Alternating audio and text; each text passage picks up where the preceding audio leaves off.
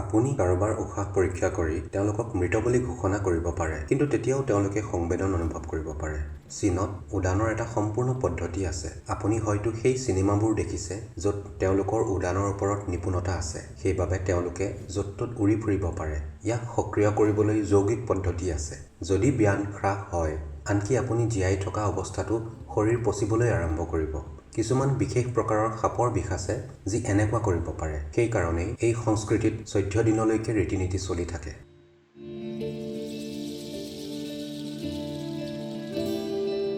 সদ্গুৰু, আপুনি জীৱনৰ বিষয়ে কৈছিল, আৰু এইটোৱে চিকিৎসকসকলৰ মাজত জীৱন সম্পৰ্কে থকা এটা ডাঙৰ প্ৰশ্নলৈ আহে।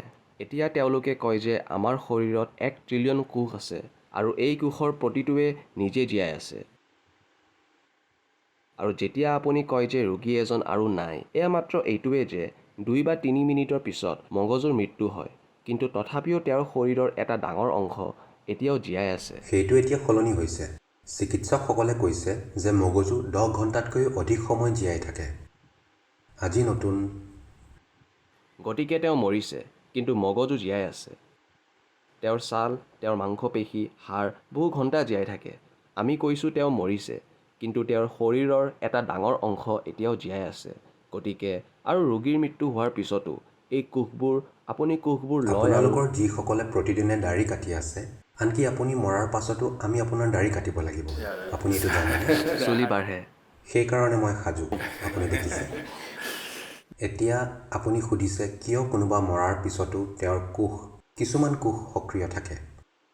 এইটো ৰেকৰ্ড কৰা হৈছে যে 10 ঘণ্টালৈকে যথেষ্ট সক্ৰিয়তা থাকে।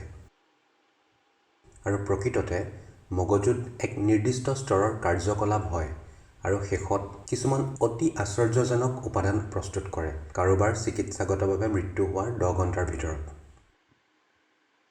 মই কোৱাৰ দৰে মৃতদেহবোৰক 10-11 দিনলৈকে দাড়ি কটোৱা হয়। এইটো কিয় এনে হয়? What we are calling as life physically is a mechanism on many different levels. যাক আমি শাৰীৰিকভাৱে জীৱন বুলি কওঁ, সেয়া হৈছে বিভিন্ন স্তৰৰ এক প্ৰণালী, এবিধ হাৰ্ডৱেৰ আৰু এবিধ ছফ্টৱেৰ। আপুনি হাৰ্ডৱেৰৰ অন্তৰ্ভাগ, হাড়। ছফ্টৱেৰটোও সমানেই গুৰুত্বপূৰ্ণ। অন্যথা কোষ এটাই কেনেকৈ জানিব যে ই এটা মানুহৰ কোষ, যে ই গাহৰিৰ কোষ বা গছৰ কোষ বা আন কিবা নহয়? ই কেনেকৈ জানে? যিহেতু এটা সম্পূৰ্ণ ছফ্টৱেৰ আছে, স্মৃতি আছে, বিৱৰ্তনশীল স্মৃতি, আনুবাংশিক স্মৃতি, কৰ্ম স্মৃতি, প্ৰণালীটোৰ প্ৰতিটো কোষৰ ওপৰত বিভিন্ন ধৰণৰ স্মৃতি আৰোপ কৰা হয়, যাতে ই কেতিয়াও বিভ্ৰান্ত নহয়। যদি আপুনি 3 দিন কুকুৰৰ খাদ্য খায়, তেন্তে আপুনি কুকুৰ হৈ নাযায়, নহয়নে? কিয়নো ইয়াত স্মৃতি সোমাই আছে। গতিকে এটা সম্পূৰ্ণ ছফ্টৱেৰ আছে। ছফ্টৱেৰ পেকেজটো প্ৰকৃততে হাৰ্ডৱেৰতকৈ ডাঙৰ, বহুত ডাঙৰ। আৰু আমি জীৱনী শক্তি হিচাপে যাক বিবেচনা কৰি আছোঁ, তাৰ দ্বাৰা ই শক্তি লাভ কৰে। যোগত আমি ইয়াক প্ৰাণ বুলি কওঁ। ই 5টা মৌলিক মাত্ৰাত নিজকে প্ৰকাশ কৰে। ইয়াৰ আন কিছুমান প্ৰকাৰ আছে যিবোৰ অতি জটিল হৈ পৰে। 5টা মৌলিক ৰূপ। ইয়াক প্ৰাণবায়ু, সমানবায়ু, অপানবায়ু, উদানবায়ু আৰু ব্যান বুলি কোৱা হয়। এইবোৰৰ বিভিন্ন কাৰ্য আছে। প্ৰাণ, উশাহ, শ্বাস-প্ৰশ্বাসৰ কাৰ্য আৰু চিন্তা প্ৰক্ৰিয়াৰ সৈতে সম্পৰ্কিত। যদি প্ৰাণবায়ু হ্ৰাস হয়, আপোনাৰ শ্বাস-প্ৰশ্বাসৰ ক্ৰিয়া নাইকিয়া হ'ব। সেয়েহে লগে লগে চিকিৎসকে পৰীক্ষা কৰে আৰু কয় তেওঁ মৰিছে। তেওঁলোকে তেওঁলোকৰ হাওঁফাওঁ পাম্প কৰিবলৈ চেষ্টা কৰিব। যদি তেওঁ ঘূৰি নাহে, তেওঁ মৰিছে। শ্বসন আৰু আপোনাৰ হাওঁফাওঁৰ ক্ৰিয়া অতি পোনপটীয়াকৈ সংযোজিত। এবাৰ শ্বসন ক্ৰিয়া বন্ধ হ'লে, সেই প্ৰক্ৰিয়াটো স্বাভাৱিকতে সমাপ্ত হ'ব। গতিকে প্ৰাণবায়ু নাইকিয়া হয়। এইটো এনেকুৱা নহয় যে ই এটাৰ পিছত এটা যাব, ই একে সময়তে যাব। কিন্তু কোনোবা মৰিলে মানে এইটো নাইকিয়া হৈছে। যদি সমান বায়ু যায়, ই মানৱ শৰীৰত তাপ সৃষ্টি কৰে। সেয়েহে এবাৰ সমান বায়ু কমিবলৈ আৰম্ভ কৰিলে, শৰীৰ ঠাণ্ডা হ'বলৈ আৰম্ভ কৰে আৰু ই জঠৰ হ'বলৈ আৰম্ভ কৰে। এবাৰ অপান বায়ু গুৰুত্বপূৰ্ণ ধৰণে হ্ৰাস হ'বলৈ আৰম্ভ কৰিলে, ইয়াৰ ইন্দ্ৰিয় অনুভূতিৰ দিশটো আমি এইটো বুজিব লাগিব। আপুনি কাৰোবাৰ উশাহ পৰীক্ষা কৰিব পাৰে আৰু তেওঁলোকক মৃত বুলি ঘোষণা কৰিব পাৰে, কিন্তু তথাপিও তেওঁলোকে সংবেদন অনুভৱ কৰিব পাৰে। এনে বহুতো ঘটনা ঘটিছে। য'ত মানুহ আতংকিত হৈ পৰে কাৰণ মৃতদেহটো অলপ লৰচৰ কৰে। এইটো বহুবাৰ ঘটিছে। যেতিয়া কাৰোবাক চিকিৎসাগতভাৱে মৃত বুলি ঘোষণা কৰা হয়, শৰীৰত অতি মৃদু কঁপনি হোৱা দেখা যায়, কিয়নো সংবেদী ক্ৰিয়াবোৰ তেতিয়াও চলি থাকে। তথাপিও জীৱনটো সম্পূৰ্ণৰূপে নিশ্চিত নহয় যে ই সমাপ্ত হৈছে। ই এতিয়াও নিজৰ এটা প্ৰচেষ্টা কৰি আছে। যেতিয়া উদান বায়ু আঁতৰি যায়, তেতিয়া উচ্চলতা নাইকিয়া হয়। যেতিয়া মই উচ্চলতা বুলি কওঁ, চাওক, আপোনাৰ ওজন 70 বা 80 বা যিকোনো সংখ্যা হ'ব পাৰে। মোক ক্ষমা কৰিব। হয়তো আপোনাৰ ওজন 50 বা 55 কিলোগ্ৰাম। আপোনাৰ ওজন যিয়ে নহওক, ধৰি লওক আপুনি এই মুহূৰ্তত বহুত সুখী আৰু জীৱন্ত হৈ আছে। আপুনি নিজকে 50 কিলোগ্ৰাম অনুভৱ নকৰে, নহয়নে? হেল্ল'? কিন্তু ওজন আছে। যদি আপুনি স্কেলত থিয় হয়, ই আছে। কিন্তু যেতিয়া আপুনি খোজ কাঢ়ে, আপুনি অনুভৱ নকৰে, কিয়নো উদানে এক উচ্চলতা সৃষ্টি কৰে। ই আপোনাক মধ্যাকৰ্ষণৰ বাবে কমকৈ উপলব্ধ কৰে। ইয়াক সক্ৰিয় কৰিবলৈ যৌগিক পদ্ধতি আছে। চীনত উদানৰ এটা সম্পূৰ্ণ পদ্ধতি আছে। আপুনি সেই চিনেমাবোৰ দেখিছে? হলিউডৰ চলচ্চিত্ৰ কি আছিলে? ক্ৰাউচিং টাইগাৰ নে এনেকুৱা কিবা? কি? Hidden dragon. হয়। গতিকে এইবোৰ উদান সংস্থা, য'ত তেওঁলোকৰ উদানৰ ওপৰত নিপুণতা আছে। সেইবাবে তেওঁলোকে য'ত ত'ত উৰি ফুৰিব পাৰে। ঠিক আছে, চিনেমাবোৰত অলপ বেছিকৈ দেখুৱায়। কিন্তু শৰীৰ পাতল, অধিক উচ্চল হৈ পৰে। এজন সমৰ কলা যুঁজাৰুৰ বাবে উচ্চল হোৱাটো গুৰুত্বপূৰ্ণ। এনে বহুতো ঘটনা ঘটিছে, য'ত কিছুমান বেলে নৃত্য শিল্পী আৰু সমৰ কলা বিশেষজ্ঞই দেখুৱাইছে যে তেওঁলোকে এনে উচ্চতালৈ জাপ মাৰিছে যি শাৰীৰিকভাৱে সম্ভৱ নহয়, যিটো পদাৰ্থ বিজ্ঞানীয়ে কেৱল অসম্ভৱ বুলি বিশ্বাস কৰে। কিন্তু তেওঁলোকে কেৱল অধিক উচ্চলতা সৃষ্টি কৰি সেই স্তৰৰ ওপৰলৈ গৈছে। গতিকে উদান উচ্চলতাৰ দায়িত্বত আছে। এবাৰ উদান কমিবলৈ আৰম্ভ কৰিলে হঠাতে শৰীৰ গধুৰ হৈ পৰে। ওজন সদায় একে থাকিব।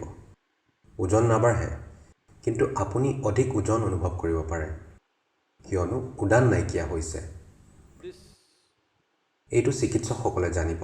হয়তো চিকিৎসকে এইটো নকৰে, চিকিৎসালয়ত কাম কৰা লোকসকলে জানিব পাৰে। এজন জীৱিত ব্যক্তি আৰু এজন মৃত ব্যক্তিক কঢ়িয়াই নিয়াত এটা ডাঙৰ পাৰ্থক্য আছে। কেৱল মাত্ৰ উদান নাইকিয়া হোৱাৰ বাবে কোনো উচ্চলতা নাথাকে। চতুৰ্থ মাত্ৰাটোক ব্যান বুলি কোৱা হয়। এইটো সংৰক্ষণকাৰী প্ৰকৃতিৰ। যদি ব্যান হ্ৰাস হয়, আনকি আপুনি জীয়াই থাকিলেও শৰীৰ পচিবলৈ আৰম্ভ কৰিব। কিছুমান বিশেষ প্ৰকাৰৰ সাপৰ বিষ আছে যি এনে কৰিব পাৰে। যদি সেইবোৰে আপোনাক খুটে, আপুনি নমৰে, কিন্তু বাস্তৱিকতে শৰীৰৰ কিছু অংগ খহিবলৈ আৰম্ভ কৰিব, কাৰণ ব্যান হ্ৰাস পাব আৰু অংগ খহিবলৈ আৰম্ভ কৰিব। সেয়েহে ব্যান হ্ৰাস হোৱাৰ পিছত পচা ক্ৰিয়া আৰম্ভ হয়। যোগৰ কিছুমান প্ৰণালী আছে য'ত আমি বিচাৰোঁ যে সাতোটা প্ৰায় একেলগে যাওক। 1.5 ঘণ্টাৰ ভিতৰত আমি ইয়াক যোৱাটো বিচাৰোঁ। স্বাভাৱিক মৃত্যুত এজন ব্যক্তিৰ বয়স আৰু শৰীৰৰ জীৱন্ততাৰ ওপৰত নিৰ্ভৰ কৰি ই দীঘলীয়া সময় ল'ব পাৰে। যেতিয়া মই দীঘলীয়া সময় বুলি কওঁ, 14 ঘণ্টালৈকে লাগিব পাৰে। ব্যানে এৰিবলৈ 14 দিনলৈকে সময় লাগিব পাৰে। সেইকাৰণে এই সংস্কৃতিত 14 দিনলৈকে ৰীতি-নীতি চলি থাকে। কিয়নো তেওঁলোকে অনুভৱ কৰে যে ব্যান এতিয়াও থাকিব পাৰে। কিয়নো যেতিয়া আপুনি এজন ব্যক্তিক সমাধিস্থ কৰে, তেতিয়াও ব্যান তাত ঘূৰি থাকিব পাৰে। সেয়েহে 14 দিনলৈকে। সেইকাৰণে 1.5 ঘণ্টাৰ ভিতৰত ইয়াত এই সংস্কৃতিত সেইটো নিয়ম আছিল। যদি কাৰোবাৰ মৃত্যু হয়, 1.5 ঘণ্টাৰ ভিতৰত আপুনি তেওঁক সৎকাৰ কৰিব লাগিব। কিন্তু তেতিয়া বহু ভুল হৈছিল। জীয়াই থাকোঁতেও কিছুমানক চিতাৰ জুইত ৰাখি দিছিল। গতিকে তেওঁলোকে ইয়াক 4 ঘণ্টালৈ প্ৰসাৰিত কৰিছিল। 4 ঘণ্টাৰ ভিতৰত আপুনি দাহ সৎকাৰ কৰিবই লাগিব। কিন্তু আজি কিছুমান সমস্যা আছে, সকলো ধৰণৰ সমস্যা। গতিকে মানুহে এদিন, 2 দিন অপেক্ষা কৰে। ছোৱালী আমেৰিকাত আছে, তাই আহিব লাগিব, তাই 3 দিনৰ পিছত আহিব আৰু তেওঁলোকে অপেক্ষা কৰিব। কিন্তু ধাৰণাটো যিজন মৰিছে তেওঁৰ বাবেহে। আমি এইটো বুজিব লাগিব। আপুনি লোকসকলক মৃত বুলি নিৰ্ণয় নকৰে, আপুনি তেওঁলোকক মৃত বুলি ঘোষণা কৰে, হয়নে? এটা পাৰ্থক্য আছে। গতিকে যেতিয়া আপুনি তেওঁলোকক মৃত বুলি ঘোষণা কৰে, আপোনাৰ বাবে তেওঁলোক মৃত। সেই ব্যক্তিজনৰ ক্ষেত্ৰত এক প্ৰকাৰে যি ঘটিছে সেয়া হৈছে তেওঁ অশৰীৰী হৈ আছে। তেওঁ নিজৰ শৰীৰ হেৰুৱাইছে।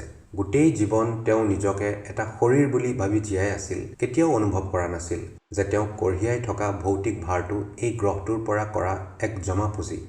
যেতিয়া হঠাতে তেওঁ শৰীৰৰ পৰা পিছলি পৰিলে তেওঁ শৰীৰৰ চাৰিওফালে ঘূৰি থাকিবলৈ লয় কিয়নো তেওঁৰ বিচাৰ কৰিব পৰা বুদ্ধি হেৰুৱাই পেলায় আপুনি শৰীৰ এৰি যোৱাৰ পিছত বিচাৰক্ষম বুদ্ধি নাথাকে সেয়েহে ই সেই শৰীৰৰ চাৰিওফালে ঘূৰি থাকে গতিকে আমি এই সংস্কৃতিত কওঁ যে কোনোবা নিশ্চিতভাৱে মৃত বুলি নিশ্চিত হোৱাৰ লগে লগে তেওঁ শৱদাহ কৰিব লাগে কিয়নো ই সেই মৃতকজনৰ বাবে ভাল তেতিয়াহে তেওঁলোকে জানে যে খেলখন শেষ হৈছে আৰু এইটো জীৱিতসকলৰ বাবেও ভাল আপুনি দেখিব যে যদি আপোনাৰ অতি প্ৰিয়জনৰ মৃত্যু হয় আৰু তেওঁৰ শৰীৰ ইয়াত থাকে আপোনাৰ মতিভ্ৰম হৈ থাকিব হয়তো তেওঁলোকে কেৱল শুই আছে হয়তো তেওঁলোক উঠি বহিব হয়তো কিবা অলৌকিক ঘটনা ঘটিব হয়তো আন কিবা ঘটিব আপুনি জানেনে এইটো অপ্ৰয়োজনীয়ভাৱে চলি থাকিব আপুনি দেখিব যে মানুহে কান্দি আছে আৰু ডাঙৰ আৱেগিক নাটক হৈ আছে কিন্তু আপুনি তেওঁৰ শৱদাহ কৰাৰ লগে লগে দেখিব যে সকলো নীৰৱ হৈ পৰে আপুনি এইটো লক্ষ্য কৰিছেনে